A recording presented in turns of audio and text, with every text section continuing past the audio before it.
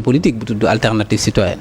yàlla def na aussi nag tey moom politique indiwuma fi mais je suis dans le coup de l'actualité et dinaa ci wax sama xalaat en tant que citoyen. je pense que tey Sénégal et je suis d'accord ak Pape fii Sénégal tollu tey suñuy priorité waroon nekk lii parce que ce n'est pas sérieux. Ce n'est pas sérieux de vouloir installer le Sénégal en permanence ci campagne électorale. La faute à qui? Non, à l'opposition qui a rejeté la loi. Je dis que l'opposition n'a pas été responsable. Le gouvernement du Premier ministre Ousmane Sonko, il est mis en place depuis kañ lañ ko teg? Avril. bu fekkoon ne motion censure bi dëgg la lan moo tax defuñu ko avril ba léegi? Avril, mai, juin, juillet, août ba ci septembre. Ils ont attendu 6 mois. man damay analyser parce que je fais de la politique laa jàng donc on a l'impression man li ma jàpp mooy c'est fait sur un coup de tête parce que le président a présenté benn projet pour satisfaire à une promesse électorale de dissoudre 2 institutions ñoom ñu ne léegi comme affaire bi noonu la lañ koy def garsa ñun tamit. à 10 jours bu mu mën a moom itam. officiellement non je dis analysons les faits. Babacar pour les faits. président 10 jours moo ko dese woon mu mën a tas assemblée. waaw bu ko tasee. waaw bu demee élection. oui bu fekkente ne am na majorité wala lu mu mën di doon. bu ko neexee dugal projet de loi pour ñu tas ko. mais il est dans son rôle le président. donc est-ce que ñaar yëpp nekkuñu woon ci seen rôle léegi politique. xam nga président il est dans son rôle il a d'abord consulté le conseil constitutionnel pour avis. conseil constitutionnel tontu ko et il est toujours aussi dans son rôle mu ne léegi je soumets à la représentation nationale. qui est quand même ceux qui légifèrent les parlementaires mon projet parce que pour wane ne daf ko bëgg a def. donc il n'attend pas non enfin motion bi ni nga ko waxee nii mënuñu ko non moi ce qui me gêne dans ça. ce qui me gêne parce que j'ai suivi. ce qui s'est passé c'est le fait que ay benn groupe parlementaire jóg parce que ñoom nekk nañu am na lu ñu def rek ñu def coup de gueule ne dès demain matin dañuy déposer motion de censure. Ce n'est pas sérieux. Pourquoi ce n'est pas sérieux? Parce que il faut pas jouer avec les institutions de la République. Il faut avoir un sens élevé de la République mooy que ne boo demee ba yàlla jox tey président Macky Sall def fi 12 ans jóge fi dem génn bu rafet il faut pas que ñu continuer di rafetal di ñaawal loo xam ne dafa rafetoon ba pare. Moi j'aurais appelé cette opposition là à avoir un sens élevé de l'État xam ne opposition c'est une alternative dem nekk ci kujje politique bi di xeex concrètement et jàkkaarloog sénégalais yi wax leen ne leen ñun dañoo bëgg a dellusiwaat teg ko ci programme bu leer. mais pas jouer avec nos institutions parce que à la fin du jour c'est quoi qui va se passer. tey Issa suñu président ma nga Chine ci sommet bu am solo sommet Chine Afrique signé na fa 10 accords yoo xam ne ni lu am njëriñ la ci Sénégal pour ñu mën a indi xaalis pour financer dëkk bi on ne parle pas de ça tey lan la ñuy wax. politique temps yi passé président dem na fi France ànd ak jabaram. dem ci réunion bu am solo on a parlé dàll ak saagu jabaram ñaata lay jar est-ce que loolu c'est sérieux donc faire de la politique pour moi c'est mettre l'intelligence au service du développement il faut ñu waxante dëgg politique du lii Sénégal nag dañu toll foo xam ne Issa gaz bi ñëw na pétrole bi ñëw na ñun duñu nangu et ça c'est vraiment l'acteur politique qui parle on ne doit plus accepter ñuy jël suñuy institution di ko tong-tongee wala di ko def des trucs de préservation de privilèges personnels il faut ñu xam benn affaire le peuple du Sénégal a décidé man j'avais pas voté pour le président Bassirou Diomaye Faye ci élection yi passé j'étais dans le régime de Benno Bokk Yaakaar mais keroog ba sénégalais yi dañuy décider ñu ne ñoom seen yaakaar dañ koo jox Bassirou Diomaye Diakhar Faye képp ku bëgg Sénégal avancer da nga koy ñaanal mu réussir parce que yàlla dëgg la bëgg ki nga xam ne mi ngi soog a toog nekk président bu bees amagu fi sax 6 mois ngeen bëgg chaque jour xeex xuloo mais loolu c'est pas aimer le Sénégal je leur demande d'avoir de la hauteur républicaine xam nga mooy hauteur républicaine xam nga mooy auto républicaine ku ci nekk am nga droit nga ne man ànduma ak président bi fi ne mais nañ ko def dans les règles de l'art mu rafet que si la parce que aussi il faut que ça qu'on soit quand même transparent avec les Sénégalais yi dañoo jël majorité jox ko un président mais on n'est pas dans un royaume on est dans une démocratie dañu ne majorité boo ko amee te majorité parlementaire mooy ñay voter loi yi donc il faut donner à ce président-là la majorité parlementaire pour terminer le travail. léegi ma poser la benn question comme li ma laaj Pape Sànq parce que Pape mi ngi koy déplorer même la politisation. oui tey est-ce que opposition bi la ñu war a jiiñ maanaam ni Sénégal pas opposition bi sax mais ñi nekk ci opposition bi au Sénégal ñoom la ñu war a jiiñ ni ñuy politiquer. nga xam ne à chaque fois politique la ñuy waxtaane fépp daanaka sax mooy alimenter même les débats. wala ñi nekk ci pouvoir bi des fois est-ce que ñoom itam duñ ci am benn responsabilité. xam nga ce que j'appelle à qui la faute. xam nga li may wax waa Benno Bokk Yaakaar quand le président Macky Sall biñ ko gagné. avant son régime di tombé dafa ne dama ko déglu day génn Sénégal pour ne pas gêner son successeur. Mais ça c'est de la hauteur républicaine. Président Macky Sall moo ko wax ci interview ne comme dëkk bi mënul am ñaari kilifa day génn tuuti pour ne pas gêner son successeur mais ça c'est de la hauteur républicaine.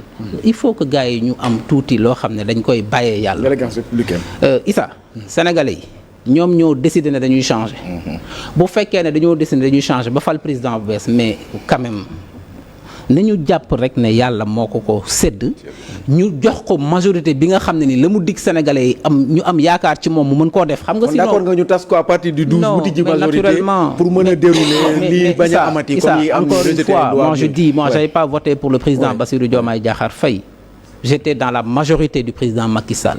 mais terewul à chaque fois que de besoin dama doon wax sama xalaat. en 2022 bi ma nekkee ci biir majorité bi élection locale am Mbour je me suis présenté contre le candidat de Benno Bokk Yaakaar parce que damaa jàppoon ne loolu c'était une conviction pour moi. c'est la même conviction que j'ai aujourd'hui Sénégalais yi ñoom ñoo ko jox seen yaakaar fal ko mais nañ ko mottali on lui a donné 50% parce que ce n'est pas un royaume non je dis non ci pouvoir laa la wax ci liñ ko jox nañ ko majorité mooy président mais amagul majorité parlementaire li mu bëgg a def yëpp ay loi la bu amulee majorité parlementaire la preuve bi mu bëggee tas ñaari institution de la République amul majorité donc mais léegi est-ce que jaaduwul nañu waxante dëgg rek suñu àqulaayu taala est-ce que jaaduwul président bi sénégalais yi jox majorité il y a presque 6 mois ñu jox ko mu mën a doxal est-ce que loolu jaaduwul ceux qui veulent installer le Sénégal et je l'ai dit aux premières heures de l'élection du président Bassirou Diomaye je pense ci plateau 7TV la woon on ne peut pas aujourd'hui dans notre pays nga xam ne tey on a des institutions fragiles aller sur une cohabitation sabar bu tas lay doon dañuy tardel Sénégal donnons une majorité confortable je dis bien donnons une majorité confortable au président ñu bàyyi ko mu doxal fii ak 5 ans nag bu fekkee ne li muy doxal Sénégal yi gisuñu seen bopp mais Sénégal ni ñu fi jëlee régime bu Macky Sall lañ ko fiy jëlee yàlla dëgg la bëgg moi je milite vraiment pour que cette opposition soit républicaine et puis beneen bi aussi dégg naa responsabilité parce que l'élégance démocratique Issa s'entend sous l'angle d'un comportement républicain vertueux et d'une attitude citoyenne responsable dégg naa ay opposants fii ci biir dëkk bi di wax di xaste ay affaires personnelles rafetul ak boor bu mu mën a jóge nag muy opposition du pouvoir politique qu'est-ce qu'ils vont faire ils vont non politique Issa gis nga ñun non dëkk bi ñun ñoo ko bokk te dañ koy xeex ñun ay sénégalais lañ comme ñoom moi je dis je suis un responsable politique j'ai un parti qui s'appelle Alternative Citoyenne depuis 2017 avec un récépissé donc xeex boobu dinañ ko xeex fii ci biir dëkk bi dootuñu nangu fii Sénégal toll ak perspective yi fi am gaz beeg pétrole bi ñu war a doxal Sénégal def ni ay Rwanda def ay Maroc avancé ñu nekk fi chaque suba teel bëgg ñoo indi ci ay xeex politique duñ ko nangu. il faut ñu wax priorité Pape à qui la faute la politisation de l'espace. oui mais xam nga Babacar dafa wax lu am solo président. buñ ko falee logique la ñun suñuy démocratie yi ñu jox ko une majorité. c'est-à-dire en attendant sax ñu egg ci majorité bi. li ma et je l'ai tout le temps dit j'ai dit que Benno avait la chance amoon na chance à travers cette cohabitation entre guillemets redonner une nouvelle image aux Sénégalais c'est-à-dire bu dee dañu bëgg dellu ci nguur gi neneen nañu mënoon doxalee c'est-à-dire faire preuve de responsabilité et de tenue républicaine. politique en même temps may ko muy doxal. waaw non parce que en fait c'est simple dès l'instant où Sénégalais yi ñoo ko jox 54% ne ko yaay suñu président. ñoom am na la nga xam ne tamit dañ ko waroon intégrer mooy que tamit ñoom député Benno yooyu président mooy seen président. et l'Assemblée ne reflète plus la réalité. tout à fait. mais par rapport ak élection yi ñu génn. mu ngoog mais loolu noonu dafa am benn affaire bi nga xam ne mooy la politisation à outrance tey la responsabilité boo si tu me poses la question day xaw a difficile parce que la responsabilité on peut dire oui est-ce que ce n'est pas parce que le président a demandé la dissolution que les autres ont réagi mais le président moom ci ay prérogatives am la taxaw je dis encore une fois prérogative ba pare promesse de campagne mu ne da koy àggale moi je crois que foofu c'était une balle de sonde ni ma ko doon waxee bu ñu lancé à Benno ils l'ont bien saisi ou ils l'ont mal saisi en tout cas la balle de sonde moom ci politique la Pape. waaw c'est une balle de sonde le président l'a lancé est-ce que Benno ils ont compris le message à mon avis ils n'ont pas compris le message. Voilà il faut ñu wax ci leneen parce que vraiment li Babacar di wax sànq man moom bëgg naa ñu di fi toog ay semaines yoo xam ne dañuy wax vraiment ci économie ak luy doxal dëkk bi carrément. Politique ci la bokk mais de temps en temps wala bu gënee jege xëy na. ñu jege élection malgré que députation yi xëy na jege nañ ko. on suppose que jege nañ fi mu nekk ni élection législative dinaa la ci laaj par rapport ak alternative citoyenne ban taxawaay la ñu am mais ñu wax ci li nga xam ne mooy xew ca Chine. d'abord pas liñ fay jëlee gun mënaguñ ci dugg mais la fa xew. sommet Chine ak Afrique. ñi ngi dégg des fois yeneen i sommet yoo xam ne day am entre un pays une puissance ak Afrique. Pourquoi? waaw non xam nga loolu je pense que c'est pas fondamentalement li ci am solo li ci am solo mooy il faut ñu jàpp ne Chine presque population mook Afrique ñoo tolloo. c'est 1,4 milliard de personnes. Et c'est la deuxième puissance économique mondiale. àdduna nag da ngay nangu rek tey ñun loolu le plus important mooy ñun ci coopération bi ñu am ak Chine lan la ci Sénégal am mooy njëriñ ci ñun. bi ci njëkk ma bëgg aussi féliciter le président Bassirou Diomaye Diakhar Faye ndaxte première visite d'état am Chine la ko def. mais boobu ci choix bi d'abord. waaw par rapport ak li nga wax nii parce que yaa ngi wax que ni Chine ak Afrique daanaka ñoo tolloo population. donc kon validé nga mbir moom noonu. mais visite d'état bi aussi première visite d'état. qu'est-ce que ça peut signifier ci côté relation yi Sénégal di am par rapport ak yeneen i pays les puissances. c'est très important parce que Chine aujourd'hui c'est le premier partenaire commercial de l'Afrique. Chine c'est le premier partenaire commercial de l'Afrique. ci fukki at yi passé Issa le volume cumulé des investissements chinois ci biir Sénégal toll na ci 1207 milliards de francs CFA. donc ci 10 ans yi passé suñuy échanges bilatéraux commerciaux ak Chine dañ ko multiplier par 4. en 2023 bii ñi ngi tolloon ci 5,7 milliards de dollars d'échanges commerciaux ak Chine.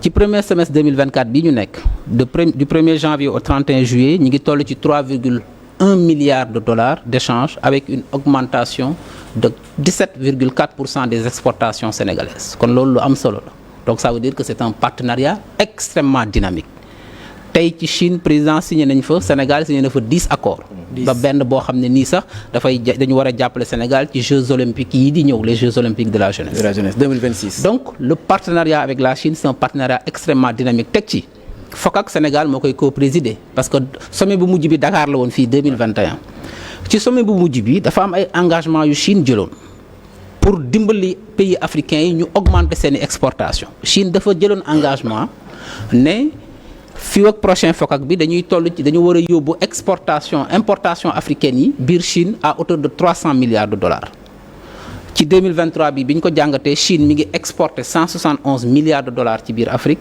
ba pare importer 109 milliards de dollars ci biir Afrique mooy que ne diggante 300 ak 109 yi gab bi xam nga bëri na. loolu nag moo tax tey dañuy sant di féliciter président le fait que mu jóg dem Chine ànd ak secteur privé Sénégal ndaxte diggante 109 milliards de dollars yeeg ak objectifu 300 milliards bi am na gab bu bëri bu ci des. 98% produits Sénégal yi dugg Chine dañu am aussi réduction de tarifs douaniers. par contre ñu am ay barrières non tarifaires yoo xam ne dañ ko war a mën a adresser parce que Chine dafay jënd gerte dafay jënd ay jën dafay jënd aussi tout ce qui est mine et autres donc tey avantage bi nga xam ne Sénégal am na ko ci partenariat bi ñu am ak Chine avantage bu am solo la ñu war ko gën a mën a consolider parce que àdduna bi dëkk bu ne moom lay jàngat ci téere bi da nga soxla diplomatie économique am stratégie bu cohérent pour dem uti xaalis pour dem ut ay marché pour jaay pour dem uti technologie pour dem aussi indi li ñuy wax xaalis dugal ko ci gox-goxaat yi mooy la promotion de territorialisation des politiques publiques pour réduire déséquilibre bi am entre Dakar capitale ak yeneen régions yi dem aussi dajale suñu xaalis doom yi nekk ci diaspora bi mooy diaspora bi réorienter seen épargne la ñuy denc ci banque tubaab bi ñëw financer ko fii comme ni Éthiopie def ak Ghana ci ñi ñuy wax diaspora bond aussi dem uti ay investissement ci wàllu tourisme parce que tourisme mooy suñu seconde source de devise donc Issa dañoo toll foo xam ne ci àdduna compétition bi dafa tar ci ñaari mbir. dafa tar ci ressources yi tar ci marché yi loolu moo tax tey dëkk bu ci ne da ngay am benn stratégie efficace de diplomatie économique pour xool naka ngay insérer wu dans les chaînes de valeur mondiale te Sénégal on est à la croisée des chemins. 1960 ba léegi li ñu fi def yëpp pexe la ak xam-xam de capital humain diplomatie bu proactive ay pexe parce que gerte la ñu amoon ak ay phosphate ak peut-être jën tey yàlla indil ñu pétrole ñu war a mën a diversifier maintenant suñu économie. Diversification bi mooy diversifier produits yi ñuy jaay mais diversifier aussi suñuy partenariat. ñan nga koy jaay ak ñan on a des partenaires classiques c'est les pays européens c'est les pays du Nord maintenant aussi man loolu laay théoriser ci téere bi nous devons élargir les horizons géographiques. Nous devons pousser de nouveaux partenariats dem xool Chine dem xool les pays de l'Asie du Sud-Est dem xool Amérique latine la fa am xool BRICS yi donc Sénégal on est en train de se positionner comme aussi un pays de captation des investissements étrangers parce que nous sommes l'un des pays si ce n'est le pays le plus stable en Afrique.